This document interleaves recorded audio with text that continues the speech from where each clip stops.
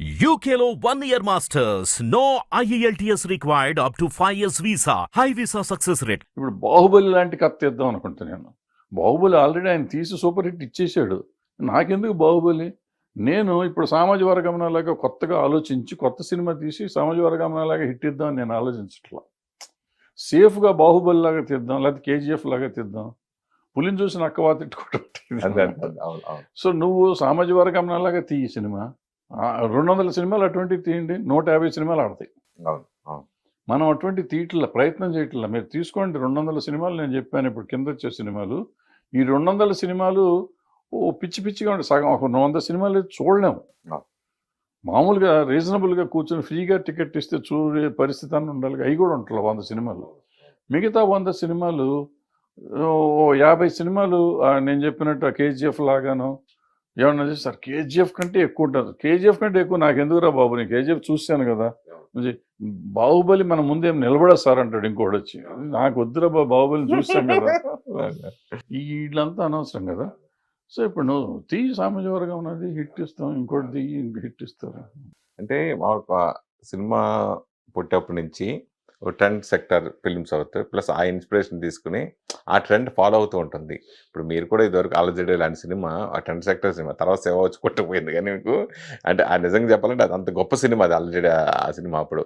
అట్లా అలా కొన్ని తర్వాత ఇప్పుడు శివ ఇన్స్పిరేషన్ తోటి ఇప్పటికీ వస్తూనే ఉన్నాయి సినిమాలు ఆ ప్యాటర్న్ అంటే ట్రెండ్ సెక్టర్ సినిమాలని. సో అది ఫాలో అవుతూ ఉంటారు కదా, దాని గురించి.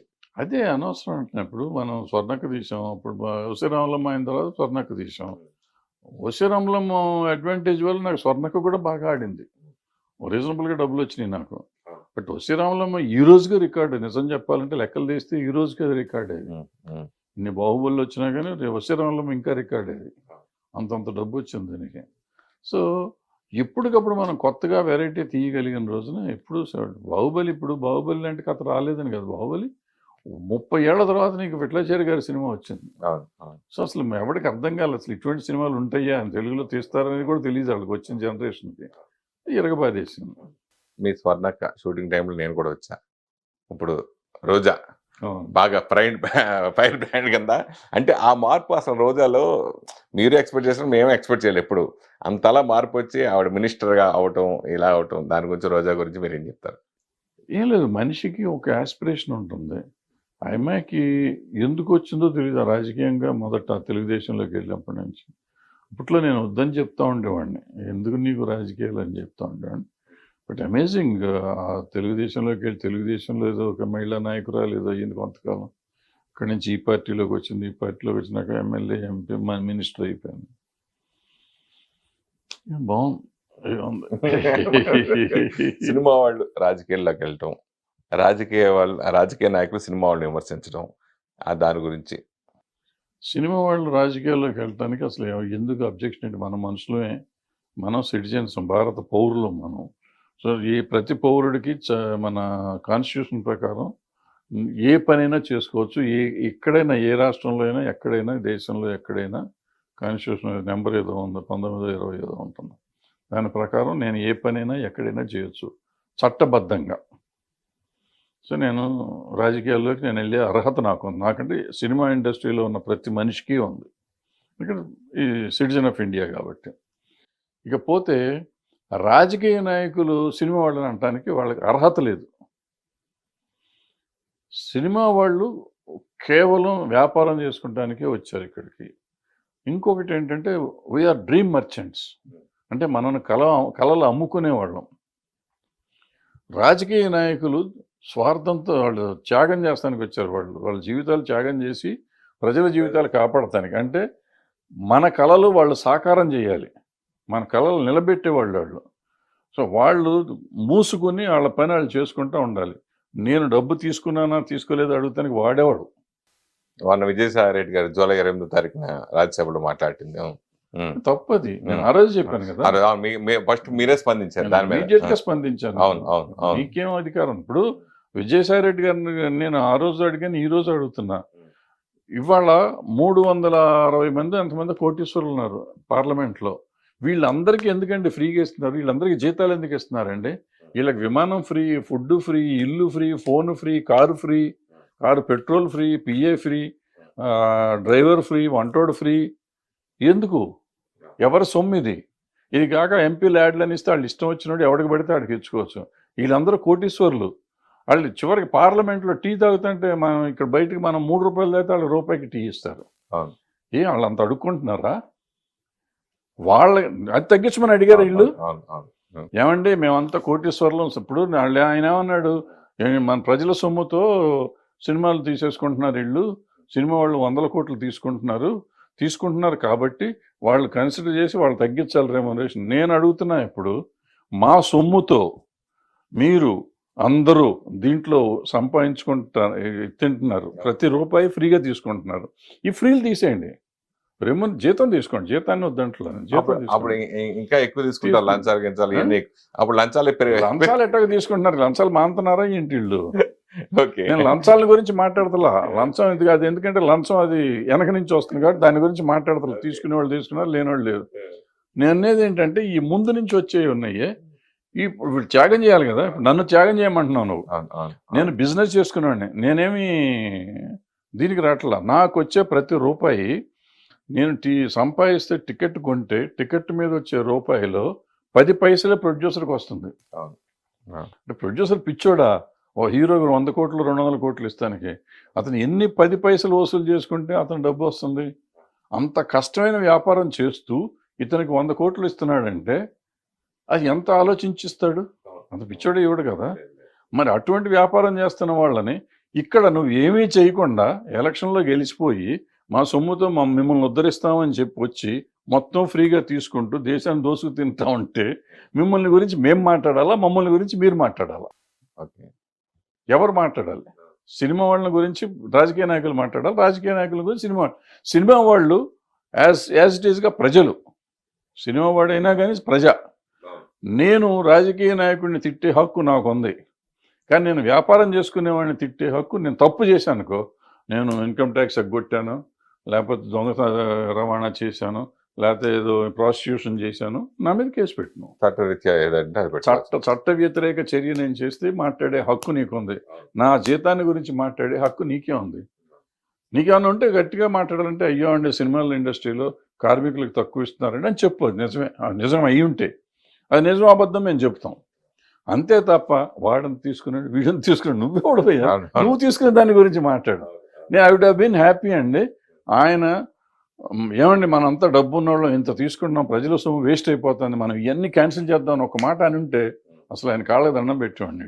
అంటే ఆయన విజయసాయి రెడ్డి అలా మాట్లాడినప్పుడు మీలాంటి వాళ్ళు ఆరాకొర మాట్లాడారు. ఇంకా ఒకసారి ఆ ఫంక్షన్లో చిరంజీవి గారు మాట్లాడేటప్పటికి వరుసగా మీద అడిపారు పొలిటికల్ అందరూ కూడా, పకోడీ గాళ్ళు అని ఇట్లా రకరకాలుగా కామెంట్ చేయడం. ఎందుకు పరిశ్రమ నుంచి ఎవరు స్పందించలేకపోయారు? మనకి సిగ్గులేదు. చివరికి చిరంజీవి గారు చెప్పారు, చిరంజీవి గారికి హ్యాట్స్ ఆఫ్. ఎందుకంటే ఇంతకాలానికి ఆయన ధైర్యం చేసి చెప్పాడు. అది ఆయన మాట్లాడు మామూలుగా ఎప్పుడు మాట్లాడాడు. ఫస్ట్ టైం మాట్లాడాడు. ఆయన సపోర్ట్ ఎవరు నిలబడ్డారు, ఎవరు మాట్లాడారు అసలు? నేను ఆయనకి పర్సనల్గా చెప్పా, ఏమంటే మీకు ఎవరు రారు, ఆయన సీఎం దగ్గరికి వెళ్ళినప్పుడు చెప్పి ఎవరు రారు మీరు ఇంట్లో ఇన్వాల్వ్ అవుద్దని ఆయనకి చెప్పాను. ఆయన కోపం వచ్చింది. సీఎం దగ్గరికి వెళ్ళారు వీళ్ళందరినీ తీసుకుని. ఆ రోజే చెప్పా, మీరు ఇందులో ఏలు పెట్టొద్దు, ఇదేంటి తేనె తుట్టిది, మిమ్మల్ని కరుస్తే తప్ప ఎవరు రారు మీ దగ్గరికి అని చెప్పాను ఆయనకి. అడగండి మీరు, నేను చెప్పానో లేదో అడగండి. చెప్పాను. ఆయన చెప్పారు రారు, ఎందుకు వస్తారు వీళ్ళు? వాళ్ళ అవసరానికి చిరంజీవి గారిని వాడుకుంటారు, మామూలుగా కాదు అసలు. వాళ్ళు వాడుకుంటారు. ఈయన అమాయకుడు పడిపోతూ ఉంటాడు. చెప్పానండి ఆయన చెప్పే, నా బాధ్యతగా నేను చెప్పాను. నాకు సంబంధం లేదు. మనకేం నన్ను ఇంట్లో మనిషిం కాదు, కట్టేసి వెళ్తానికి వీళ్ళేది అనలేం కదా. మనకు ఇప్పుడు మామూలుగా మనలో మనకి కొంచెం శత్రుత్వంగా ఉంటాం. ఒక పార్టీలో కొంతమంది ఉంటారు, ఇంకో పార్టీలో కొంతమంది ఉంటారు. టీడీపీలో కొంతమంది ఉండొచ్చు, వైసీపీలో కొంతమంది. ఇంకా వీళ్ళు మనం ఇప్పుడు పోసాన్ గారు లాంటి కానీ ఇటువంటి కాంట్రవర్సీ కానీ మాట్లాడడం, ఒకళ్ళు తిడతాం కానీ ఇంకోళ్ళు తిడతాం కానీ, సినిమా వాళ్ళకి గొడవ, ఆ రాజకీయాల వాళ్ళు సినిమాలు కొట్టుకోవడం, దెబ్బలాడుకోవడం, వాటి గురించి మీరేం చెప్తారు? అంటే నేను వాళ్ళు సినిమా వాళ్ళుగా నేను కన్సిడర్ చేయను, బయట తిట్టుకోవటం మొదలెడుతుంది. ఎందుకంటే ఇతను ఎక్కువ అతను తక్కువ అనేది లేదు, అందరూ అదే మాట్లాడుతున్నారు. ఆ భాష మన బాగలేదు, చండాలంగా ఉంది భాష. ఈ భాష చండాలంగా ఉంది, మాట్లాడే తీరు బాగోలేదు, ఒకళ్ళనొకళ్ళు తిట్టుకోవటం బాగలేదు, ఒక పద్ధతి బాగలేదు. ఈ సంస్కారహీనంగా ఉన్నవాళ్ళు ఏ పార్టీ వాళ్ళైనా పర్లేదు, ఏ పార్టీ వాళ్ళైనా చండాలంగా ఉంది. అది సినిమా వాళ్ళలో ఉండటం చాలా బాధపడాలి మనం. ఎందుకంటే మనం జనానికి ఒక ఎంటర్టైన్మెంట్ పంచడానికి వచ్చాం తప్ప మనం ఏం చేస్తాం లేదు. వీళ్ళు అవకాశం ఉంటే ఎంటర్టైన్మెంట్తో పాటు ఎన్లైటన్ కూడా చేస్తానికి వచ్చాం. ప్రజల్ని ఆలోచింపజేసేవాళ్ళం మనం. ప్రజలకి ఎంటర్టైన్మెంట్ ఇచ్చేవాళ్ళం మనం. చాలా తక్కువ డబ్బులతో ఎంటర్టైన్మెంట్ ఇచ్చి ఎన్లైటన్ చేయగలుగుతున్నాం. అటువంటి మనం ఈ ద్వేషభావాన్ని ఎప్పుడైతే పెంచుతున్నామో ఆ సినిమాల్లో కానీ బయట కానీ అది చాలా తప్పు. అది అవసరం లేదు మనకి. ఇప్పుడు ప్యారడీలు తీయటం వేరు, లేదంటే ఓ సినిమాలో మనం ఇప్పుడు రామారావు గారి మీద వాళ్ళు తీశారు, ఎవరు మన కృష్ణ గారు వాళ్ళు తీశారు. యాష్ వాళ్ళు కనపడితే రామారావు పిలిచి ఏం బ్రదర్ బాగా చేశారు అన్నారు ఆట. సో అలా ఉండాలి మనం కూడా, అంత స్పోర్టివ్గా ఉండాలి. అది వదిలిపెట్టి వాళ్ళు బూతులు తిట్టి, వాళ్ళు తిట్టారు కదా అని మనం వాళ్ళని బూతులు తిట్టి ఎక్కడికి వెళ్తాం? సంస్కారం ఎక్కడికి పోతుంది? మన మనుషులమా ఇంకేమన్నా? అసలు అర్థం కావట్లేదు. సిగ్గుపడాల్సిన విషయం అది. ఎవరైనా కానీ ఒక పర్టికులర్ పేరు కాదు, మనం చాలామంది ఉన్నారు, అనవసరం పేర్లు ఎత్తడం. మీరెందుకు రాజకీయాలకు దూరంగా ఉన్నారు? మనకు రాజకీయం వస్తున్నాం, ఇట్లా మాట్లాడితే ఎవడెత్తాడు మన రాజకీయంలో? ఎవరు పార్టీ సపోర్ట్ గాను అంటే ఒకటిగా ప్రాబ్లం ఏంటంటే నా ఇష్టాలు ఉంటాయి నాకు. ఇప్పుడు నేను ఫర్ ఎగ్జాంపుల్ నేను చెప్తాను, ఇప్పుడు చిరంజీవి గారి విషయం నాకు చెప్పాను, నేను ఇది రైట్ అని చెప్పాను, అది తప్పు అని చెప్పాను. నేను ఒక చోట ఉండి వాళ్ళని రైట్ తప్పు అంటే ఒప్పుకోరు. ప్రతిదానికి రైట్ అంటేనే ఒప్పుకుంటారు ఎవరైనా కానీ. ఈ సమాజం వాళ్ళు ఎట్టా ఉందంటే, నేను అన్నిటికీ కొడతాం, చిడతల్లాగా తయారైతే బాగుంటుంది. మంచి ఏంటి చెడు ఏంటి అని చెప్తే ఎవరికి నచ్చదు. సో పొలిటికల్ పార్టీ కూడా సేమ్ ప్రాబ్లం అవుతుంది. అంటే మీకు భవిష్యత్తులో ఎవరైనా ఆఫర్ చేస్తే మీరు రాజకీయాలకు చాలాసార్లు ఆల్రెడీ ఆఫర్ చేశారు నాకు, నేను ఎప్పుడు దాన్ని పెద్ద ఇంట్రెస్ట్ చూపించలేదు నాకు. ఎందుకనంటే ఇదే చెప్తున్నా కదా, ఇదే ప్రాబ్లం. రకరకాలు ఉన్నాయి నాకు. సమస్య అంటే ఆన్ రికార్డ్, నేను ఆన్ కెమెరా నేను కొన్ని చెప్పకూడదు. ఈ మధ్యన అప్పుడప్పుడు సడన్ గా మీరు కొంచెం అంటే ఆ సందర్భం మాట్లాడినా మీరు మాట్లాడేది బాగా వైరల్ మొత్తం రివర్స్ అవటం, కాంట్రవర్సీ అయిపోవడం, కాంట్రవర్సీలు ఇరుక్కుపోవటం. అట్లా రీసెంట్గా మొన్న జరిగిన ఛాంబర్ ఎలక్షన్స్ కూడా ఏంటి ఎంత దారుణంగా ఉంటుందని మీరు అలా చెప్పడము, అది చాలా మంది బాధపడ్డారు ఆ విషయాల్లో. అది ఎందుకు అట్లా మీరు ఎందుకు బాధపడుతుంది? దాంట్లో ఎందుకు బాధపడాలి? ఛాంబర్ మనం ఎందుకు పెట్టుకున్నాం? ఛాంబర్ ఎందుకు పెట్టుకున్నాం? సినిమా ఇండస్ట్రీలో ఉన్న అన్ని శాఖలకి మంచి చేయటానికి పెట్టుకున్నాం. మీరు కూడా ఛాంబర్ చేశారు కదా. దాన్ని ఎందుకు పెట్టుకున్నాం? దాన్ని వదిలిపెట్టి ఆ పబ్లిసిటీ ఏంటి, ఆ క్యాన్వాసింగ్ ఏంటి, ఆ డబ్బులు ఏంటి, ఆ ఖర్చు ఎంత పెట్టారు, ఆ వెనక పోస్టర్స్ ఎంత పెట్టారు, ఎవరి కోసం పెడుతున్నాం? ఏం చేస్తానికి అక్కడ ఏమైనా ఉందా? డబ్బులు ఉన్నాయా? దోసుకెళ్తానికి వచ్చాం మనం. ఎందుకు బాధపడకూడదా? కోప్పడకూడదా? దానికి కొంతమంది అది బాధిస్తుందని వాళ్ళు బాధపడ్డారంటే వాళ్ళకి ఏముందో మరి. వాళ్ళు వేరే ఆలోచన ఉండకపోతే నేను చెప్తున్నానమ్మా, ఒకవేళ ఎవరన్నా అట్లా నన్ను గురించి అనుకుని ఉండుంటే, అన్నట్టు నా నోటీస్కి అయితే రాలేదు, ఒకవేళ నిజంగా అనుకుని ఉంటే వాళ్ళకి వేరే చింతన ఉండి ఉంటుంది. అక్కడ ఏదో డబ్బులు దొబ్బడానికి వెళ్ళి ఉంటారు, వాళ్ళ ఆలోచన ఉండి ఉంటుంది. అవకాశం లేదు కదా అసలు. ఉందేమో వాళ్ళకి, మనకేం తెలుసు? ఎందుకు బాధపడాలి? నేను ఏమన్నాను, డబ్బులు వేస్ట్ చేయటం ఎందుకు? మనం అంతా చూసిన వాళ్ళమే కదా, అంతంత డబ్బు ఎందుకు ఖర్చు పెట్టాలి? ఇంత డబ్బు ఖర్చు పెట్టే మనం 1000 రూపాయలు పెన్షన్ ఇస్తే పాపం ప్రొడ్యూసర్ లైన్లో వచ్చి తీసుకుంటున్నారు కొంతమంది. ఎగ్జిబిటర్లు ఇబ్బందులు పడుతున్నారు, డిస్ట్రిబ్యూటర్లు ఇబ్బంది పడుతున్నారు. అందరికి 1000 రూపాయలు 2000 రూపాయలు ఇవ్వాలనే పరిస్థితి కూడా ఉంది మన దగ్గర. నువ్వు ఆ రోజున ఖర్చు పెట్టిన దగ్గర 25-30 లక్షలు, 1 కోటి రూపాయలు కూడా అయ్యిందేమో నాకు తెలియదు ఖర్చులు మొత్తం అందరికి కలిపి. అంత డబ్బు అక్కడ డిపాజిట్ చేసి నువ్వు చాలా మందికి సేవ చేసి ఉండొచ్చు కదా. ఇప్పుడు నేను సేవ చేస్తానికి వస్తాననే కదా అక్కడికి వెళ్ళేది. ఇందాక నేను రాజకీయ నాయకులను తిట్టినట్టు ఛాంబర్లో సేవ చేయడానికి ఎందుకు వస్తున్నావు? నువ్వు ఇండస్ట్రీకి సేవ చేయటానికి, అంతే కదా. 24 క్రాఫ్ట్స్ బాడీ కదా అది. ఇండస్ట్రీకి సేవ చేస్తానికి నువ్వు వచ్చినప్పుడు ఎందుకు డబ్బు ఖర్చు పెడుతున్నావు? ఏంటి నీ ఉద్దేశం ఏంటి? ఇండస్ట్రీ మంచి, ఇప్పుడు డబ్బు ఖర్చు పెట్టి నువ్వు నాయకుడు అవుదాం అనుకున్నా అయిపోయింది కదా. నువ్వు నీ ఇంటెన్షనే రాంగ్గా ఉంది అక్కడ. ఇంకా నువ్వు బాధపడతావు ఎందుకు? నేను అన్న మాటకి బాధ ఎందుకు పడాలి? పడితే నీ తప్పు, నా తప్పు కాదు. నేను రాజకీయ నాయకుడిని తిట్టే నాకు హక్కు ఉన్నప్పుడు నువ్వు ఎలక్షన్ చేసినప్పుడు ఇక్కడ కూడా తప్పే కదా. మన సినిమా వాళ్ళని మాత్రం తిట్టకూడదు, వాళ్ళని మాత్రం తిట్టాలి. దాసరి గారి దగ్గర మీరు, సి కళ్యాణ్ గారు, వీళ్ళందరూ కూడా ఆయన అడుగు జాడల్లో సమస్యలు వచ్చినా పరిష్కరిస్తూ చేస్తూ వచ్చారు. ఇండస్ట్రీకి సంబంధించి ఏ ప్రాబ్లం వచ్చినా. అలాంటిది సి కళ్యాణ్ గారు మొన్న ఓడిపోవడానికి మెయిన్ రీజన్ ఏంటి మీ దృష్టిలో? ఓడిపోలేదు, ఆయన గెలిచాడు కదా. ఆయన గెలిచాడు. ఇప్పుడు అది ఎలక్షన్ అన్నాక మామూలే. ఇప్పుడు ప్రొడ్యూసర్ సెక్టర్లో ఆయన గెలిచాడు, అందరూ గెలిచారు. ప్రొడ్యూసర్ సైడ్ నుంచి ఈయన గెలిచాడు, ఆయన గెలిచాడు. వాళ్ళకి ఆయనకి మెజారిటీ ఉంది, ఆయన వచ్చాడు, అంతే సింపుల్. దాంట్లో ఓడిపోవటానికి కారణం ఏముంది? వేరే కారణాలు ఏముండవు. ఇప్పుడు అందరూ ఇప్పుడు గ్రూపులు అయిపోయినాయి కదా, గ్రూపుల మీద అట్లా వస్తూ ఉంటుంది. ఒకళ్ళు ఓటమి ఒకళ్ళు గెలుపు కామనే కదా. అయితే కళ్యాణ్ గారు మీతో బాగా అవినాభావ సంబంధం కదా, ఆయన ఓడిపోవటానికి రీజన్ ఏంటి అన్నారు? రీజన్ ఏం లేదమ్మా, రాజకీయం ఇదంతా. రాజకీయం ఏముంటుంది? రాజకీయమే. ఎవరి రాజకీయం వాళ్ళకు ఉంటుంది. దాని గురించి ఏం మాట్లాడతాం మనం? మనకి నిజంగా నాకు పట్టించుకోవటం కూడా లేదు. 5 ఏళ్ళ నుంచి పట్టించుకోవట్లేదు. ఎందుకు అట్లా దూరంగా ఉంటాయి? ఎందుకు? ఏముంది దాంట్లో? నేను ప్రొడ్యూసర్ ఛాంబర్ ప్రెసిడెంట్గా చేశాను. అవును. నేను చేసినప్పుడు దగ్గర 5-6 జీవోలు తీసుకొచ్చాం. అప్పుడు వెళ్ళి గవర్నమెంట్ చుట్టూ తిరిగి సబ్సిడీలు రావాలి. ఆ రోజుకి ఈ రోజుకి రాలా. ఇంకొక 3-4 కోట్ల అంత సబ్సిడీలు రావాలి మనకి. దానికి కూడా అప్పుడు ప్రయత్నం చేస్తా ఉన్నా. ఆల్మోస్ట్ అయిపోతున్న టైము.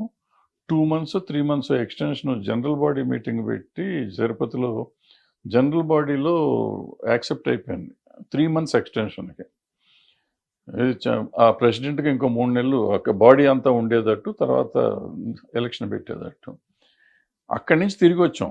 తిరుపతి నుంచి తిరిగి వచ్చినాక కొంతమంది పెద్ద మనుషులు అంతా కలిసి రాత్రి హడావిడి చేసి 1 week 10 days నోటీస్ ఇవ్వాల్సిన దాన్ని కూడా బైపాస్ చేసి జనరల్ బాడీ మళ్ళీ పెట్టి ఎలక్షన్ పెట్టి తీరాల్సిందే, బరదాస్ దిగిపోవాల్సిందే అని చేశారు. సరే, నన్ను దింపేశారు. నన్ను దింపితే నాకు ఊడిందేం లేదు, నాకు పోయిందేమన్నా ఉందా? పోనీ సబ్సిడీ తెచ్చారు, ఈ రోజుకి రాలా. ఓకే, పాపం చాలా మంది అలా బలైపోయారు. 40 మందికి రావాలి 3 కోట్లు. ఇప్పుడు ఒక ప్రొడ్యూసర్ గారు వెళ్ళి కోర్టుకి వెళ్ళి ఆయనకు ఆర్డర్ వచ్చింది. 52% ఆంధ్ర గవర్నమెంట్, 48% తెలంగాణ గవర్నమెంట్ ఇవ్వాలని. ఆ జీవో చూసినాక నేను ఒక స్టేట్మెంట్ ఇచ్చి, ఈ రోజు వరకు ఎవరు ఇవ్వాలా, ఇంకా ఎవరు మాట్లాడతలా. నేను 3 సార్లు చెప్పా దీని గురించి. ఆ గవర్నమెంట్ ఈ గవర్నమెంట్ అడితే 2 కోట్లు 2.5 కోట్లు అవుతుంది అంతే. Okay okay. ఈ 2 కోట్లు అనేది పెద్ద విషయం కాదు. వీళ్ళు ఇన్ని కొట్టుకునే బదులు మొన్న ఎలక్షన్లో ఖర్చు పెట్టిన డబ్బులు వీళ్ళకి ఇవ్వచ్చు. లేదనుకుంటే ఆ సీఎం దగ్గరికి ఈ సీఎం దగ్గరికి వెళ్ళి డబ్బులు ఇప్పించవచ్చు. 2 కోట్లు వాళ్ళకి పెద్ద అమౌంట్ కాదు వాళ్ళ గవర్నమెంట్కి. ఓకే. ఇటువంటివి చేయాలి కదా. ఏమీ చేయకుండా ఎదవ రాజకీయం చేసి వాడు ఉండకూడదు, వీడు ఉండకూడదు, వీడిని నాశనం చేద్దాం, వాడిని నాశనం చేద్దాం అనుకునే వాళ్ళు ఉన్న సమాజంలో మనం ఎందుకు దూరాలి, ఏలెందుకు పెట్టాలి? నాకు అవసరం లేదుగా. ఇప్పుడు నేను చెడు చేస్తా అంటే నన్ను పంపించేవి. నేను మంచి చేస్తా అంటే మంచి చేస్తున్నాను వద్దనుకుంటే. ఆ రోజు ఆన్లైన్ చేయించాను నేను జియో, ఇది ఆన్లైన్ సేల్స్ ఉండాలని చెప్పి. ఆ రోజు ఆపారు. సబ్సిడీ కాదు, మన టికెటింగ్, ఆన్లైన్ టికెటింగ్. ఆ రోజు అప్పుడు నేను జియో తెచ్చేసాను ఆ రోజు. Okay okay. ఆ జియోలో అది మాత్రం పార్టిసిపేట్ చేయకుండా, అది ఇది చేయకుండా ఆపారు దాన్ని. ఇవాళ దాని గురించి మాట్లాడుతున్నారు. ఏంటి ఇదంతా? సో ఇటువంటి వాళ్ళ గురించి మనం ఎక్కువసేపు మాట్లాడుకోవటం, ఎక్కువ చేయటం అవసరం. అంటే ఇప్పుడు ప్రతి ఒక్కరికి ఒక ప్యాషన్గా అనుకోవచ్చు, లేదని అనుకోవచ్చు. మెయిన్ ఏంటంటే అన్నీ ఇప్పుడు పాన్ ఇండియా సినిమాలు అయిపోయినాయి బాగా ఎక్కువ. ఆ మోజులో కొంతమంది యంగ్ హీరోలు కూడా చాలామంది ఇది పాన్ ఇండియా సినిమా చేయాలని చెప్పేసి దర్శకులతో ఆ టైప్ కథలు మనం రెడీ చేయించుకోవడం, తర్వాత ప్రొడ్యూసర్ ప్రెషర్ వాళ్ళు చేయడం, చివరికి రిలీజ్ టైంకి వచ్చేటప్పటికి అది పాన్ ఇండియా సినిమాగా కాకుండా ఓన్లీ సౌత్ ఇండియా సినిమాలో రెండు తెలుగు తమిళ ఇట్లా చేయడం ఆగిపోవడం, రియల్గా అనుకున్నది మళ్ళీ ఇలా మారటం, ఇట్లా ఎక్కువ సంఘటనలు జరుగుతాయి. మనం చూస్తూనే ఉన్నాం దాని గురించి. అంటే అసలు పాన్ ఇండియా అని అనుకున్నవాడు ఒక డాష్ వాడు. పాన్ ఇండియా సినిమా తీస్తున్నానని చెప్తే వాడు డాష్ నా ఉద్దేశంలో. ఎందుకంటే నేను పుట్టక ముందు నుంచి సినిమాలన్నీ అన్ని భాషలు తీశారు. నా చిన్నప్పుడు భానుమతి గారు 3 భాషలో డైరెక్ట్ చేశారు ఒకేసారి. చండీరాణి అనుకుంటా, హిందీ, తెలుగు, తమిళ్ డైరెక్ట్ చేసి మొత్తం నీకు ఉండాలి, నా దగ్గర ఇస్తాను నేను. భారతదేశం అంతా, అఖండ భారతదేశంలో రిలీజ్ అవుతున్నాం చిత్రం అని చెప్పి ఆ రోజుల్లో 52, 54 ఎప్పుడో ప్రాంతంలో. అంటే అది పాన్ ఇండియా అనే అర్థం. మాయాబజార్ పాన్ ఇండియా అనేగా. పాతాళ పేరు హిందీలో ఎన్టీ రామారావు చేశారు. అవును అవును అవును. ఎన్ని సినిమాలు, తమిళ్లో సినిమాలు ఎన్ని ఉన్నాయి, తెలుగులో సినిమాలు ఎన్ని ఉన్నాయి, రోజా ఏంటి, బొంబాయి ఏంటి, ప్రేమికుడు ఏంటి, జెంటిల్మెన్. ఇవన్నీ సినిమాలు వచ్చేసినాయి కదా, సూపర్ డూపర్గా చేసినాయి. అయితే అప్పుడు లేని పాన్ ఇండియా ఇవాళ కొత్తగా ఎందుకు వచ్చింది? ఊరికే మాట మారింది కాబట్టి మారుస్తున్నాం మనం అంతే. ఒకటి. రెండో పాయింట్, ఇప్పుడు నేను చెప్పిన సినిమాలన్నీ ప్లస్ ఇప్పుడు ఆడిన సినిమాలు, పాన్ ఇండియా అనేది ఎప్పుడు వచ్చింది? బాహుబలి. బాహుబలి తర్వాత కేజీఎఫ్, RRR కదా. ఈ 3 సినిమాలు అంతకు ముందు సినిమాలు. కానీ ఇది ఏదైనా పాన్ ఇండియా కోసం తీసిన సినిమాలు ఎట్లాగో నాకు చెప్పండి. వాళ్ళు తెలుగు కథలే తీశారు. వాళ్ళు ఈ 3 సినిమాలు తెలుగు కథలే తీశారు. 1000 కోట్లు వచ్చినాయి. దంగల్ అని ఒక సినిమా వచ్చింది, వాళ్ళు వాళ్ళ ఊరు కథే తీశారు. ఊరు కథ, విలేజ్లో కథ తీశారు. అది వీటితో పాటు చేసింది. అది కానీ ఈ 3 సినిమాలు కానీ, కాంతారా వాళ్ళ ఊరు కథ తీశారు, అది 300 కోట్లు చేశారు. ఏమంటే కేజీఎఫ్ వాళ్ళ ఊరు కథ తీశారు, అది 2 కేజీఎఫ్లు ఇరగబడేసినాయి. బాహుబలి నా చిన్నప్పుడు విట్లాచారి గారి సినిమా అనేది, అది 1000 కోట్లు చేసింది. 2 సినిమాలు 2,000 కోట్లు చేసింది, 2 సినిమాలు చేసినాయి. సో వాళ్ళు ఎవరు చేయలే. ఇప్పుడు వచ్చిన మీరు సోకాల్ తర్వాత పాన్ ఇండియాకి అనుకుందాం కొంచెంసేపు.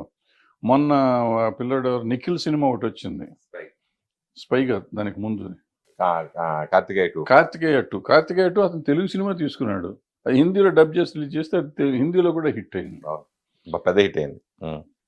నేను చెప్పొచ్చేది ఏంటంటే, నీ భాషని నమ్ముకుని నీ కథ నువ్వు సినిమా తీయి. మన సినిమా అనేది అందరికీ నచ్చేదే. మనం రీమేక్లు ఎందుకు చేస్తున్నాం? చాలా సినిమాలు మనకు అన్ని భాషలో రీమేక్ అయిన సినిమాలు ఉన్నాయి, మన తెలుగు సినిమాలు. అంటే పాన్ ఇండియాలేగా. కథ కావాలి, కథ పాన్ ఇండియా ఉండాలి, కథలో ఆర్టిస్టులు కాదు. ఇక్కడ ఏంటంటే హంగులతో పాన్ ఇండియా అంటున్నారు. నువ్వు కథ సినిమా తీస్తే ఆ కథ ఆటోమేటిక్గా పాన్ ఇండియా అవుతుంది. ఇప్పుడు పుష్ప 2 కూడా వస్తుంది. పుష్ప ఉంది, మన ఇందాక చెప్పిన దాంట్లో పుష్ప ఉంది. 2 లేదు, పుష్ప ఇక్కడ కథేగా తీసుకున్నాడు ఆయన. దాంట్లో ఏముంది? ఎర్రచందనం, నీ సూపే బంగారం అంటే మరి వాళ్ళు కూడా చూస్తారు. ఊ అంటావు హిందీ సాంగ్, అది తమిళ సాంగ్, అన్ని భాషల్లో హిట్ అవ్వాలా. సో మనం అన్నీ ఏదో రాంగ్ నోషన్లో బతికేస్తూ ఉంటాం. మనం ఎవడో పాన్ ఇండియా అని పెట్టాడు. ఇప్పుడు అతను రాజమౌళి ఒక మంచి మార్కెటింగ్ ఆయన రకరకాల పేర్లు పెడతాడు. ఆయన పెట్టిన పేర్ల పులిని చూసి నక్క వాదెట్టుకున్నట్టు మనం వెళ్ళిపోయి మనం చేసుకుని, ఏమండి ఏ సినిమా చెప్పండి హిందీలో ఎక్సెప్ట్ సాహో, ఏ సినిమా హిందీలో పే చేసింది చెప్పండి? మనం పాన్ ఇండియా అని చెప్తున్న సినిమాల్లో మన దగ్గర పాన్ ఇండియా అనకుండా ఉన్న సినిమాలన్నీ హిట్ అయినాయి. ఇప్పుడు కాంతారా రిలీజ్ చేసిన 2 వారాలు గ్యాప్ ఇచ్చి అన్ని భాషలో రిలీజ్ చేస్తే మళ్ళీ సూపర్ హిట్ అవ్వాలా? అంటే దాని అర్థం ఏంటంటే, నువ్వు నీ రీజనల్ సినిమా నువ్వు తీసుకునేటప్పుడు బాగా తీసుకో. కొంచెం ఏం బయట ఎంత వస్తుందేమో అనుకో, 2 కోట్లు ఎక్కువైతే అవుతుంది. అప్పుడు ఆటోమేటిక్గా రిలీజ్ అయ్యి నీకు కంటెంట్ బాగుంటే అవుతుంది. ఆయన చార్లీ అని తీశాడు, చిన్న సినిమా, కుక్క మీద సినిమా, అది కూడా పాన్ ఇండియా వచ్చిందిగా. ఎందుకు రావు సినిమాలు? ఇందాక చెప్పిన కార్తికేయ 2, అతనికి మా 12-13 కోట్లు ఇక్కడ తీసుకున్నారు, అది 100 కోట్లు చేసిందిగా. మరి ఇంకేంటి పాన్ ఇండియా? తొక్కలో పాన్ ఇండియా అని ఎందుకు? మనం మోసం చేసుకుని దాన్ని ఖర్చు పెట్టుకుని రూపాయి తీసుకునే వాడికి ₹2 ₹10 మనం రెమ్యునరేషన్ ఇచ్చి, పాన్ ఇండియా కాబట్టి మనం ₹10 రెమ్యునరేషన్. ఏమన్నా ఎక్స్ట్రా తీస్తున్నావా? నేను ఇందాక చెప్పిన చండీరాణి 3 భాషల్లో తీశారు. పూర్వకాలం సినిమాలు మైండ్ ఇట్, అన్ని భాషల్లో తీసేవారు. వీలైతే 3 భాషలకి 3-3 నటులను కూడా మార్చేవారు, సైమల్టేనియస్ షూటింగ్ చేస్తారు. తెలుగుకి వీళ్ళు, హిందీకి వాళ్ళు, తమిళకి వీళ్ళు అని చెప్పి హీరో హీరోయిన్లు కాకుండా మిగిలిన వాళ్ళందరినీ మార్చారు. సపోర్టింగ్ కొన్ని చాలా తక్కువ. అది పారాడబ్బింగ్ లాగా చేస్తున్నారు. అది కాదు, సినిమా షూటింగ్ అప్పుడే నా షార్ట్ తీసి మళ్ళీ మీ షార్ట్ తీస్తారు. అట్లా తీసినవి ఉన్నాయి సార్, తీసేవారు సినిమాని. అది పాన్ ఇండియా అంటే ఒక రకంగా. ఇదేం పాన్ ఇండియా అండి? ఇది మోసం, ఒకరినొకరు మోసం చేసుకోవడం, మనం మోసం చేసుకోవటం. ఎవరిని మోసం చేయట్లే, మనం మోసపోతున్నాం.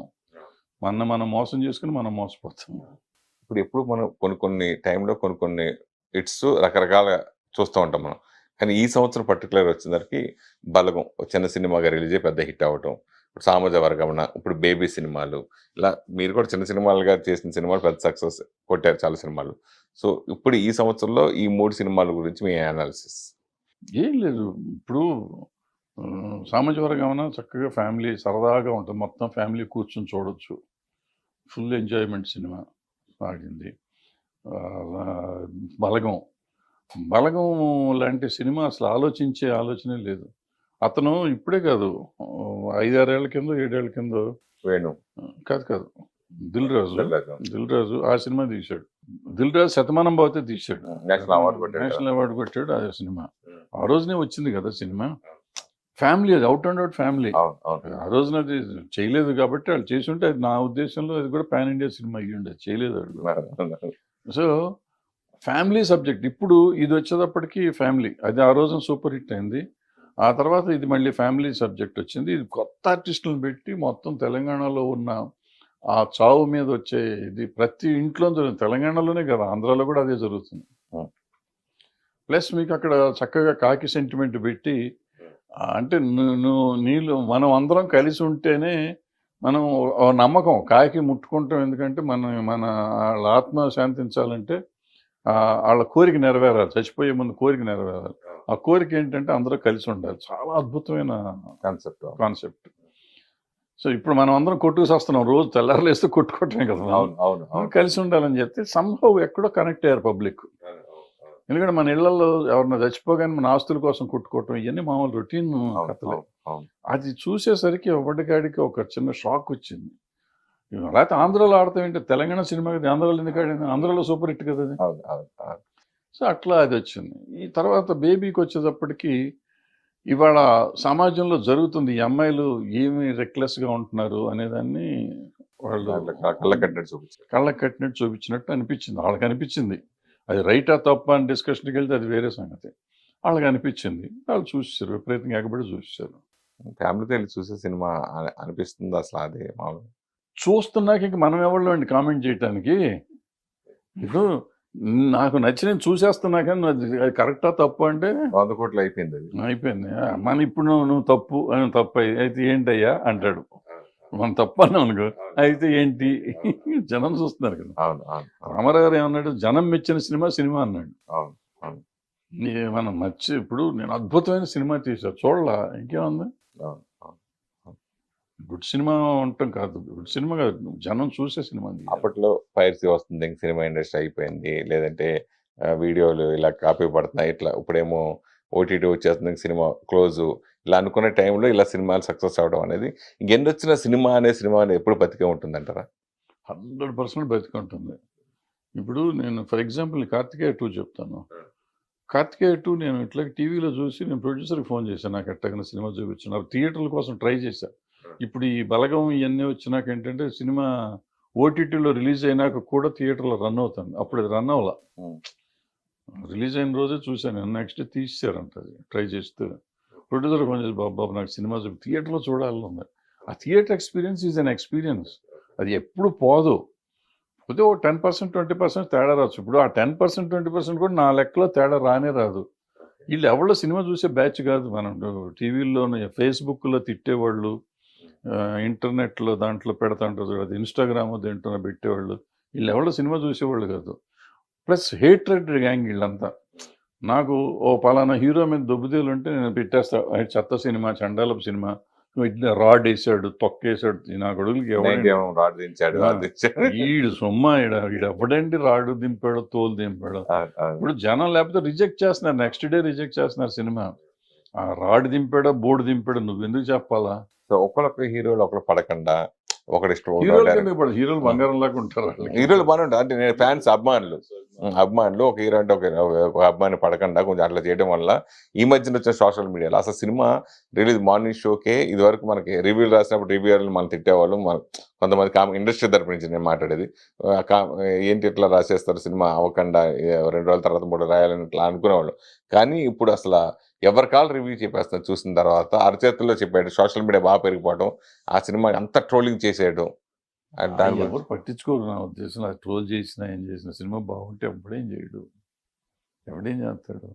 ఫర్ ఎగ్జాంపుల్ ఇందాక బేబీ సంగతి మీరు ఎత్తారు. బేబీ మీ గురించి బూత్ సినిమా అన్నోళ్ళు ఉన్నారు, పనికిరాని సినిమా అన్నోళ్ళు ఉన్నారు. మరి దాన్ని ఆగిందా? అది ఆగుతుందా? ఆగదు, ఏ సినిమా ఆగదు. బాహుబలి ఏముంది, ఏమో విట్లాచారి సినిమా అన్నారు, మరి ఆగిందా? 2.5, 3 కూడా ఇచ్చినవి ఉన్నాయి దానికి. అవును, అవును. త్రిబుల్ ఆర్ ఏముంది సినిమా అన్నారు, మరి ఆగిందా, 1000 కోట్లు చేసింది. ఇవన్నీ మనం అనవసరంగా భ్రమపడతాం అనమాట. మనకిష్టం లేకపోతే దాన్ని 100 అంటాం. నాకు నచ్చి ఉండకపోవచ్చు త్రిబుల్ ఆర్, తప్పులేదు, నా ఇష్టం, నేను టికెట్ పెట్టుకున్నాను, నాకు నచ్చకపోవచ్చు. బట్ దాని గురించి రాడు తొక్క తోటకూర నువ్వు టెక్నికల్గా చెప్పు, నాకు ఈ సినిమా ఇలా ఎందుకు బాగోలేదని నువ్వు చెప్పు, తప్పులేదు. అది నీ ఇష్టం, నీ అభిప్రాయం, డబ్బులు పెట్టుకున్నావు కాబట్టి. అది కూడా అవసరం ఏంటి, నీకేం పని లేదా? శుభ్రంగా అమ్మ నాన్న చదివించారు, ఉద్యోగం చేసుకుంటున్నావు, చదువుకుంటున్నావు, ఉండగా దీంట్లో పెట్టి ఇది రాడురా, ఇది బోర్డురా, నీకెందుకు ఇది అవసరమే ఉంది? If it is a profession, నేను క్రిటిక్ని, నాకు ఇదే పని అన్న తప్పులేదు. క్రిటికల్గా చెప్పండి, తప్పులేదు. ఇప్పుడు సినిమాటోగ్రఫీ అమెండ్మెంట్ దాని గురించి ఎక్కువ 1954 యాక్ట్ కొంతమంది యాక్సెప్ట్ చేస్తారు, కొంతమంది ఇట్లా అన్నారు. మన దిల్ రాజు గారు కూడా అది మంచిదే అని, జీవం మంచిదని మోదీ గారు కూడా అభినందించి చెప్పడం. అది మంచిదంటే ఏముంది దాంట్లో, వాళ్ళు శిక్షా స్మృతి పెంచాం అన్నారు. మనకి ఆల్రెడీ 3 ఏళ్ళు మనకి ఎక్కువ కోర్టు కూడా పెట్టించాం. అప్పట్లో శ్యాంప్రసాద్ రెడ్డి గారు వీళ్ళంతా కష్టపడి పాపం కోర్టు కూడా పెట్టారు దానికి. ఇండియాలో ఎక్కడా లేదు, ఇక్కడ ఇప్పుడు కోర్టు పని చేయట్లేదు అనుకోండి. సో ఇట్లాంటివి చేసాము, పెట్టారు. దానివల్ల ఎంత లాభం ఉంటుందనేది కావాలి. చట్టాలు చేయటం ముఖ్యం కాదు. ఇప్పుడు ఇక్కడ జరిగినప్పుడు నిర్భయ చట్టం తెచ్చారు. నిర్భయ చట్టం తెచ్చి నిర్భయ కేసే 7 ఏళ్ళు పట్టింది. ఏముంటుంది, ఏం వస్తున్న కేసు, మనం చట్టం మార్చినందువల్ల మనకి ఎంతవరకు మార్పు వస్తుంది అనేది ఆలోచించాలి. ప్రతి చట్టం మంచిదే, ప్రతిదీ ఎవరు చేసినా ఎవరు చెడు ఉద్దేశంతో చేస్తారని నేను అనుకున్నాను. బట్ దాన్ని ఆచరణలోకి ఎలా తీసుకురాగలం, ఆచరణ యోగ్యమా ఆమోదక యోగ్యమా అనేది చూసుకోవాలి. ప్లస్ ఇంకోటి ఏంటంటే, సినిమాల గురించి ఎప్పుడన్నా చట్టాలు తీసుకుంటే సినిమా వాళ్ళని కూడా కన్సిడర్ చేయాలి. ఎవరో ఒకరిని, ఆర్గనైజేషన్స్ ఉన్నాయి కదా, ఎవరి ఇష్టం వచ్చినట్టు అటు తీసేసి చేసేస్తుంటే. అందువల్ల కాపీరైట్ యాక్ట్ చేశారు. కాపీరైట్ యాక్ట్ ఏంటంటే, ఇప్పుడు నేను సినిమా తీస్తున్నా, నేను ఒక కథ తీసుకున్నా, కథలో ఒక సిచ్యువేషన్ తీసుకుని దానికి ఒక పాట రాయిస్తాను. అంటే సిచ్యువేషన్ నేను ఇస్తున్నా, పాట నేను ఇస్తున్నా, మ్యూజిక్ డైరెక్టర్ డబ్బులు ఇస్తున్నా, రైటర్కి డబ్బులు ఇస్తున్నా, ఆర్కెస్ట్రాకి డబ్బులు ఇస్తున్నా. కానీ హక్కు నాది కాదు, పాట మీద హక్కు నాది. పాట మీద హక్కు ఎవరిదో రైట్స్ కొనుక్కున్న వాళ్ళదంట. దానికి ఇప్పుడు నేను నా ఫిల్మ్ నగర్ క్లబ్లోనో లేకపోతే మన ఆఫీస్లో పండగ ఏదైనా ఫెస్టివల్ చేసి నా సినిమా 100 days ఫంక్షన్ చేసి నేను పాట పెట్టుకుంటే నేను వాళ్ళకి వచ్చి డబ్బులు ఇవ్వాలి. ఇది ఎక్కడ కూడా నేను ఇన్ని కోట్లు ఖర్చు పెట్టి నేను సినిమా తీస్తే నేను సిచ్యువేషన్ ఇవ్వకపోతే ఆయన పాట రాసింది నేను కొనుక్కుంటే అనుకోవచ్చు. డబ్బులు ఇచ్చేది అక్కడ వెస్టర్న్ కంట్రీస్లో ఉండేది. వెస్టర్న్ కంట్రీస్లో ఏంటంటే ప్రైవేట్ ఆల్బమ్స్ అన్ని, వాళ్ళకి సినిమాలో మ్యూజిక్ లేదు. మనకి సినిమాలో పార్ట్ మ్యూజిక్. ఇప్పుడు మనకి ఎంత దరిద్రం అంటే, మనం సినిమా తీస్తే ఆడియో కంపెనీకి ఇచ్చేస్తే ట్రైలర్ వేసుకుంటానికి, ట్రైలర్లో యూట్యూబ్ రైట్స్ మనవి కాదు, ట్రైలర్ వాళ్ళు వేయాలి, మన వేస్తానికి వీలు లేదు. ఇది ఎక్కడ సినిమా ట్రైలర్ వేసుకుంటానికి కూడా హక్కు లేని దౌర్భాగ్యపు స్థితిలో ఉంది మనం. మరి మీకు డబ్బులు ఇస్తున్నారు కదా ఎవరు? ఆడియో కంపెనీ కొనుక్కున్న వాళ్ళు.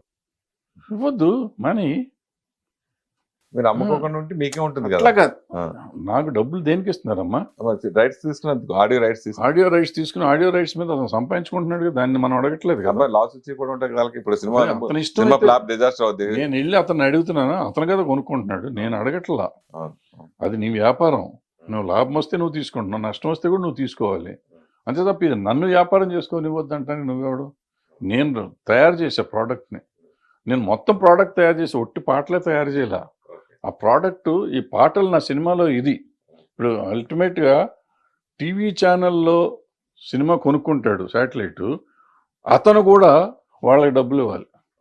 ఏది ప్రోగ్రాంలు, ఈ డీలు, డ్యాన్సులు, సాంగ్ వేస్తే డబ్బు, అతని రైట్స్ అతనే ఉంటాయి. యాక్చువల్గా శాటిలైట్ రైట్స్ ఆ టీవీ ఛానల్లో ఉన్న దీనికి ఇది ఏమి న్యాయం? మీరందరూ ఏం చేస్తారు సార్? అక్కడ ఎవరు పాటలు రచయితకు ఇప్పుడు డబ్బులు వస్తున్నాయి, సంగీత దర్శకుడు వస్తున్నాయి, సింగర్స్ డబ్బులు వస్తున్నాయి, ఈ దర్శక నిర్మాతలు ఏం చేస్తున్నారు?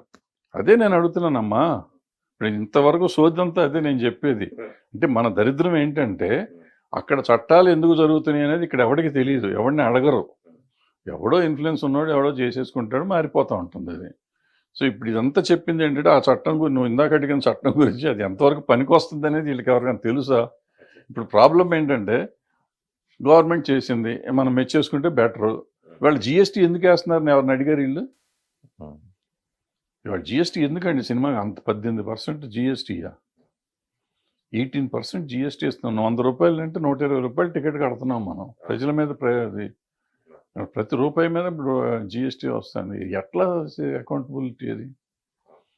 సో ఇవన్నీ అడగట్లేకుండా మనం వాళ్ళు ఏది చేస్తే అది రైట్, ఆహా అద్భుతం అనుకుంటూ కూర్చుంటే ఇట్టగా ఉంటుంది. అంటే ఇలాంటి సమస్యలు ఇప్పుడు మనకి మెయిన్ ఇప్పుడు చాంబరే కదా సార్ ఫైనల్గా మనం డెసిషన్ తీసుకుని చేసేది ఇండస్ట్రీ తరపు నుంచి. సో ఇప్పుడు కొత్తగా దిల్ రాజు గారు ప్రెసిడెంట్గా వచ్చారు. సో ఇప్పుడున్న సమస్యలు ఇప్పుడు మీరు చెప్పారు పాటల గురించి, ఆడియో రైట్స్ గురించి, దేని గురించి వీళ్ళందరికీ ఒక యూనిట్ ఉంది. మన ప్రొడ్యూసర్లకి, డైరెక్టర్లకి వీళ్ళకి ఎవరికి యూనిటీ లేకుండా పోయింది. సో అలాంటి సమస్యలు మీకు ఇంకా అనిపించినవి ఏంటి? ఆ సమస్యల్ని ఇప్పుడు దిల్ రాజు గారు పరిష్కరించగలగరా, చేయగలుగుతారన్న నమ్మకం మీకు ఉందా? మనకి తెలియదు, మనకెందుకు వచ్చింది చెప్పు. వాళ్ళ రాజకీయాలు వాళ్ళే, మనకెందుకు. వచ్చినాయి చెప్తా, ఆవిడని అడిగితే చెప్పాలి, అడగకుండా. ఎందుకంటే ఇక్కడ ఏదో మన ఇద్దరం చర్చించుకుంటున్నాం కాబట్టి చెప్పుకుంటూ పోతున్నాం. నాకేం తీట పట్టింది ఇళ్ళే దిల్ రాజు గారితో కూర్చుని. ఆయనకి అంత టైం ఉండదు, ఆయన బిజీ ఆయన బిజీ ప్రొడ్యూసర్, ఆయనకి టైం ఉండదు. ఆయన ఇంటానికి టైం ఉంటుందా ఉండదు, మనకెందుకు చెప్పు. అయితే ఏం చేస్తాం? నాకు అవసరం లేదు, ఇవాళ నేను సినిమా తీయట్లేదు, నాకు పోదు. మీరు కూడా బిజీగా ఉన్నా కానీ మీరు కూడా కొన్ని సమస్యలు చేసి ఉండొచ్చు, చేయకపోయి ఉండొచ్చు. సో నా తీట నాది, నేను అప్పుడు ఆ గోలు ఉండి చేశాను. వాళ్ళకి తీట గోలు ఉందో లేదో నాకేం తెలుసు. అది కాకుండా ఇవాళ ప్రొడక్షన్లో ఉన్న వాళ్ళకి తెలిసినంత నాకు తెలియదు. నేను చెప్పినవన్నీ జనరల్ ఐటమ్స్. ఇవాళ ప్రొడక్షన్లో ఉన్న వాళ్ళకి వాళ్ళు కొన్ని కొత్త వచ్చిన టెక్నాలజీ మారిపోయింది, సిస్టమ్ మారిపోయింది. సో వాళ్ళందరూ కూర్చొని మాట్లాడుకొని చేసుకోవాలి. వాళ్ళు నిజంగా అంటే ఎవరన్నా పిలవాలి, సీనియర్స్ ఎవరన్నా తెలిసిన వాళ్ళు ఉంటే పిలిచి మాట్లాడుకుని ఇంకేమైనా చేద్దామా అని ఆలోచిస్తే బాగుంటుంది. పిలవని పేరెంటాలకి మనం వెళ్ళి నువ్వెందుకు వచ్చావు అనిపించుకోవటం అవసరం మనకి. ఇదివరకు అసలు ఏ సమస్య వచ్చినా ఏది వచ్చినా కానీ ఓ పెద్ద తరహాగా మీలాంటి వాళ్ళు చాలా మంది వచ్చి పార్టిసిపేట్ చేసేవారు. ఇప్పుడు ఆ కలుపుకొలతనం ఇప్పుడు పోయిందా? అవన్నీ అక్కర్లేదనే కదా ఎలక్షన్లు అట్లా కొట్టుకున్నారు మొన్న. వాళ్ళు పెద్దవాళ్ళు అనుకున్నారు, కొట్టుకుంటున్నారు. పెద్దవాళ్ళు అంటే నిజంగా పెద్దవాళ్ళు వాళ్ళు. డెఫినెట్గా వాళ్ళ మార్కెట్ ఉన్న పరిస్థితుల్లో వాళ్ళు సూపర్ స్టార్స్ వాళ్ళంతా. వాళ్ళని కాదంటానికి ఏం లేదు, మనకి అసలు అనే హక్కు లేదు. బట్ దానికి కూడా కొన్ని పద్ధతులు ఉంటాయి, పద్ధతిగా చేసి. ఇప్పుడు దాసరి గారు ఉన్నప్పుడు కూడా మీరు కొన్ని సమస్యలు ఆయన దృష్టికి వెళ్ళకుండానే, ప్లస్ ఆయనే మీకు అప్పచెప్పారు కొన్ని సమస్యల్ని. మీరు ఆయన చేయలేని పనులు కూడా మీరు చేశారు కొన్ని మాకు తెలిసి ఉండి. అలాంటి భరద్వాజ గారు ఎందుకు ఇట్లన్నింటికి బాగా దూరం అయిపోయారు? ఎందుకు దూరం అవటం లేదు. ఇప్పుడు నేను దాసనారాయణరావు గారి టైంలో ఏంటంటే, యాక్చువల్గా దాసనారాయణరావు గారు మెడ్రాస్లో ఉండేవారు, ఇక్కడ తర్వాత వచ్చారు. సో ఇక్కడ ఉన్నప్పుడు అప్పుడు నేనే మొత్తం ఇక్కడ హ్యాండిల్ చేశాను కొంతకాలం. తర్వాత ఆయన వచ్చినాక ఆయన హ్యాండిల్ చేస్తా ఉంటే ఆయన చేసి ఆయన చెప్పి కొన్ని చెప్పకుండా కొన్ని ఆయన దగ్గరికి వచ్చినాయి అని నా దగ్గరికి తోసేవారు. నువ్వు చేసుకే చూడబోయే భరద్వాజ్ అనేవారు. సో అట్లా చేసేవాళ్ళం, పని ఉంది కదా. అంటే నేను అడిగా ఒకరోజు గురువుగారు అసలు మనకి అర్థం అవ్వట్లేదు, కానీ మనం ఇక్కడ మాట్లాడుతా అంటే మన ముందు డోర్ వచ్చినప్పుడు కాళ్ళు మొక్కుతున్నారు మీకు, పర్టికులర్గా ఆయన కూర్చోబెట్టి అడిగా. రాగానే కాళ్ళకి దండం పెడుతున్నారండి. సార్ మీరు తప్ప దేవుళ్ళు లేరు గురువు గారు అంటున్నారు. తలుపు దగ్గర మనకు వినపడతా ఉండగానే మన బూతులు తిట్టుకుంటూ వెళ్తున్నారు ముండా కొడుకులు వాళ్ళు. ఈ నా కొడుకులకి మనం ఎందుకు చేయాలి సార్ అని అడిగాను. ఆయన ఒకటి చెప్పాడు నాకు, మనం అనేవాళ్ళం మనం చేస్తామా చేయమా, అవుతుందా అవుదా కాదు, మన లాంటి వాడు ఒకడు ఉన్నాడు అనేసరికి వాళ్ళకి సమాజంలో కొంతమందికి భయం ఉండి కొంతన్నా తగ్గుతుంది. మొత్తం 100% మనం సాల్వ్ చేయలేం, కరెక్ట్. 100% ఎప్పుడు సాల్వ్ చేయలేం. బట్ 70-80% కట్ అయితే అవుతుంది. సో ఆ భయాన్ని మెయింటైన్ చేద్దాం. అవసరం ఉన్న పాపం అవకాశం ఉండి ఎవరికైనా జరిగింది అనుకో, మనం చెప్పినవన్నీ ధర్మం అని కాదు, కొన్ని జరిగినాయి అనుకో సంతోషించాలి మనం, పక్కనోడికి హెల్ప్ చేసామని. మనకు అవకాశం ఉండి మనం చేయకపోవటం మనం ద్రోహం చేసుకోవటం అని చెప్పి ఆయన చెప్పాడు. నాకు అది మంచిది అనిపించింది. అందుకని ఆయన కాలం చేశాను. ఆయన వెళ్ళిపోయినాక అసలు నాకే మనసు లేదు, మానేసి. ఎవరు ఇప్పుడు మన వరకు చిరంజీవి గారిని మీరు ఉండమని, మీలాంటి కొంతమంది ఉండమని చెప్పినా కానీ అలా జరగట్లేదు. What next? అక్కర్లా, ఎవరు ఉండక్కర్లా. ఇప్పుడు దాసనారాయణరావు గారు ఏమన్నా మనం సెలెక్ట్ చేసుకుంటే ఎలక్ట్ చేసుకుంటే అది కుదిరే పని కాదు, ఎవరు అవ్వలేరు. చిరంజీవి గారిని మనం అడిగామంటే, చిరంజీవి గారిని నేను ఎందుకు అడిగాను, దానికి కారణం ఉంది. ఎందుకంటే దాసనారాయణరావు గారిని నేను దగ్గరగా చూశాను ఈ పర్టికులర్ విషయాలు, మిగిలిన విషయాలు. దానికి ఒకటి స్తోమత ఉండాలి, 2 కంట్రోల్ ఉండాలి. ఉమ్, కంట్రోల్ అంటే మనం అప్రోచ్ అవ్వగలిగే తాహత ఉండాలి. ఆ దాసనారాయణరావు గారు సినిమాలు తీసినా తీయకపోయినా మొత్తం ఇండస్ట్రీలో ఉన్న ప్రతి వాడితోనూ ఫోన్ సెక్రటరీ చేసి ఫోన్ చేయమంటే అవతల ఫోన్ ఎత్తారు. నేను నువ్వు ఫోన్ చేస్తే ఎవరు ఎత్తరు వాళ్ళ ఫోన్. బట్ చిరంజీవి గారు ఫోన్ చేస్తే ఎత్తారు. సో అందుకని చిరంజీవి గారు ఉండాలన్న. ప్లస్ నలుగురిని పిలిస్తే కూర్చోబెడితే అక్కడ ఇంటికి వస్తే పిలిపిస్తానికి ఆయన ఇంటికి వస్తే కూర్చుంటానికి టీ ఇస్తానికి మా ఇంటికి వస్తానికి ఎవరు రాలేరు. అవును. సో ఇవన్నీ మన వరకు మనం తాహత లేదు, స్తోమత లేదు, తాహత లేదు. ఒకటి 2 పాయింట్లు. ప్లస్ ఏంటంటే ఈ మూడోది ఒకటి ఉంది, నాకు అవగాహన ఉంది వీటన్నిటి మీద, ఇండస్ట్రీ మీద. సో బట్ చిరంజీవి గారు లాంటి వాళ్ళు చూసుకుని ఎవరినో నన్ను కళ్యాణ్ మన సిసిసి అప్పుడు మమ్మల్ని అందరినీ పిలిచేట్టు చేశారు. అట్లా కోపప్ చేసుకుని చేయగలిగితే బాగానే ఉంటుంది అనే ఉద్దేశం నాది. నన్ను పిలవాలనే ఉద్దేశం అది. ఎవరో ఒకళ్ళని ఆయనకి తెలిసిన వాళ్ళు ఉంటారు కదా, వాళ్ళని పిలుచుకొని చేసుకుంటే బాగుంటుంది, ఈజీ కంట్రోల్. ఆ తర్వాత చిరంజీవి గారు ఉన్నప్పుడే కొన్ని జరిగినాయి కూడా. చిరంజీవి గారు కోఆర్డినేట్ చేశారు కాబట్టే కొన్ని జరిగినాయి, జరగకూడని కూడా జరిగినాయి. ఓకే. సో అలాంటి వాళ్ళు ఉండాలి. దానికి ఏంటంటే అవసరమైనప్పుడు మనం కలుపుకునేటట్టు ఉండాలి. ఇప్పుడు నేను అనుకోవడం చిరంజీవి గారికి కూడా చేయి దాటిపోయిందేమో అనుకుంటున్నాను. ఇప్పుడు అంత డిఫరెంట్గా తయారైపోయింది సమాజం, ఇండస్ట్రీ. ఎవరి కాళ్ళే కొంచెం సెల్ఫ్ మేడ్ ఎక్కువైపోయింది. సెల్ఫ్ మేడ్ అయిపోయారు, వైషమ్యాలు పెరిగిపోయినాయి ఒకరికొకరు. అది I don't think it works out. ఇప్పుడు సినిమా పరిశ్రమకి రిలేటెడ్గా ఉండే గవర్నమెంట్ పోస్టులు, దాంట్లో అసలు సినిమాకి సంబంధం లేని ఉంటాం. ఇప్పుడు ఎఫ్డీసీ చైర్మన్ ఆంధ్రలో అంటే ఓకే, పోసాని గారికి ఇచ్చారు, ఒక సినిమా వాడు okay.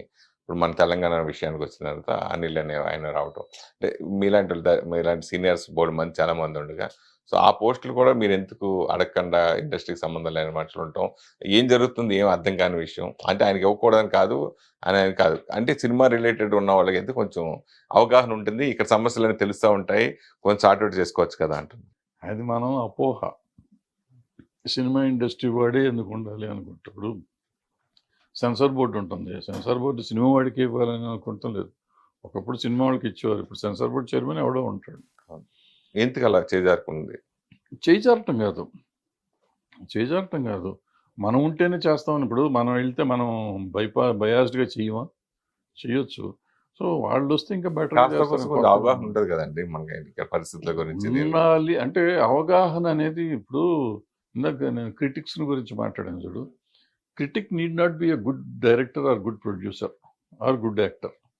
Critic can be a critic. అట్లాగే ఈ పోస్ట్ చేసేవాడు వాడికి ఎంతో కొంత అవగాహన తెలుసుకోగలిగితే చాలు. వాళ్ళ నెట్ వచ్చేసినాక చాలా ప్రతి వాడికి అన్నీ తెలుస్తాయి. తెలుసుకుని దాని మీద టైం స్పెండ్ చేసేవాడు కావాలి. ఇప్పుడు నన్నో నిన్నో పెట్టాలి అనేది ఒక ఆలోచన, అది వేరే. మన కాకుండా ఎవరినో పెట్టాను, అతను టైం స్పెండ్ చేయగలిగితే చాలు, అతను మంచివాడైతే చాలు. అతను బయాస్డ్గా ఉండకుండా టైం స్పెండ్ చేసి నలుగురు మాటలు వినేసి మంచి చేసేవాడు చాలు, ఎవడైనా పర్లేదు. సినిమా ఇండస్ట్రీకే ఉండాలి అని రూల్ ఎందుకు?